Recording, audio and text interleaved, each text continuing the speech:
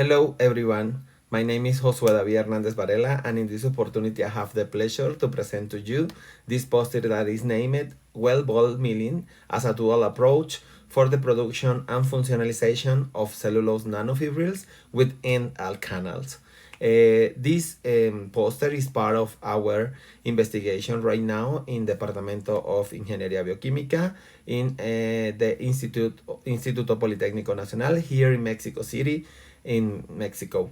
This presentation, I have the pleasure to become the website presenter, but my student Oscar Uriel, that is the leader of this project, as part of his bachelor degree, is presenting on site.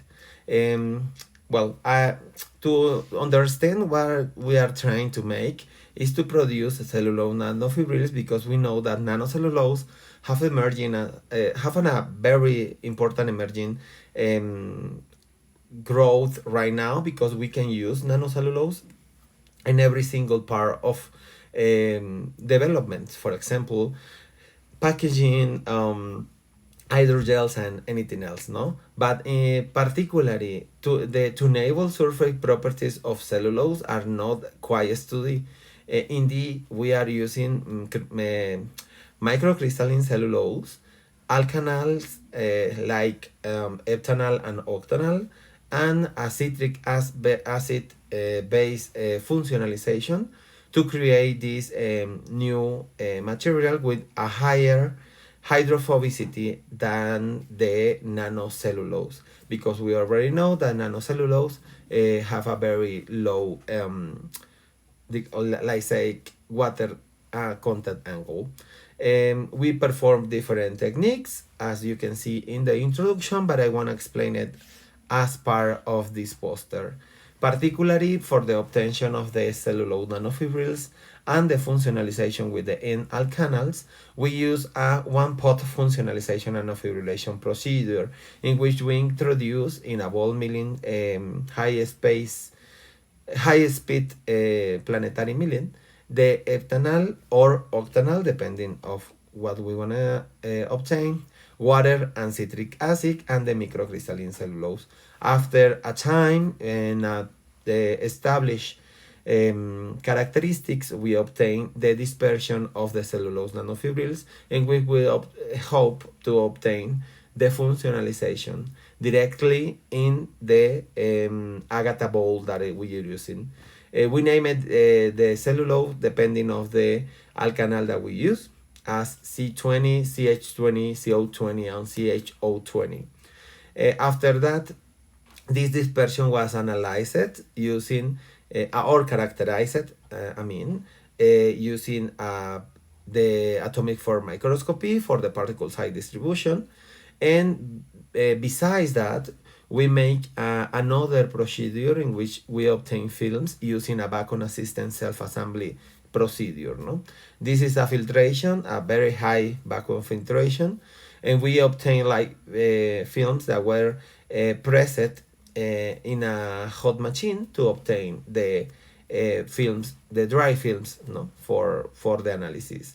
These dry films were analyzed using a contact angle machine. Also, we observe the texture image of the films using the optical microscopy and reflect light mode. And finally, scanning electron microscopy. In the principal results, as you can see, we already obtain cellulose nanofibrils with very, very low values, and only with 20 minutes of ball milling. So for us, that was a very achieved, because the citric acid and also the friction inside of the ball milling create these materials. But also we try to understand if the materials change his hydrophobicity or not after the vacuum assisted filtration. As you can see in the top part from A to D, we observe the AFM images. Below that, in the histograms from the values of each cellulose nanofibrils, and finally in the bottom part from I to L we observe the surface by scanning electron microscopy. Scanning electron microscopy doesn't give us a very good insight of. However, we perform a texture image analysis from the light microscopy images, as you can see in figure 2.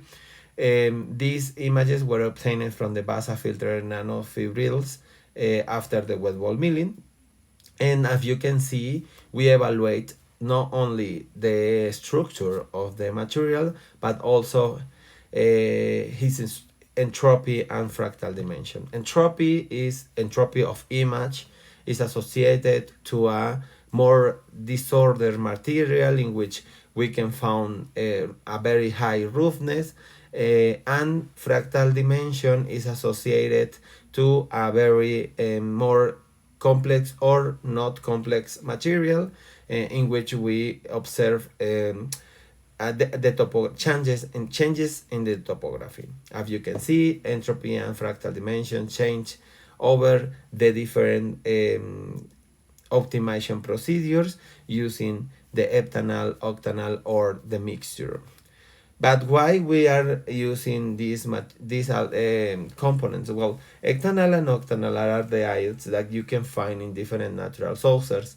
Nowadays, these kind of aldehyde are using in the antimicrobial world. For example, trying to reproduce how orange can can avoid the damage from microorganisms, or in the perfume storage, because they have this high rate to avoid microbial growth. However, until now, we don't see any of these materials to be used as an hydrophobic material, since the aldehyde has a very long chain, 7 or 8 carbon chain, that can be introduced in the cellulose.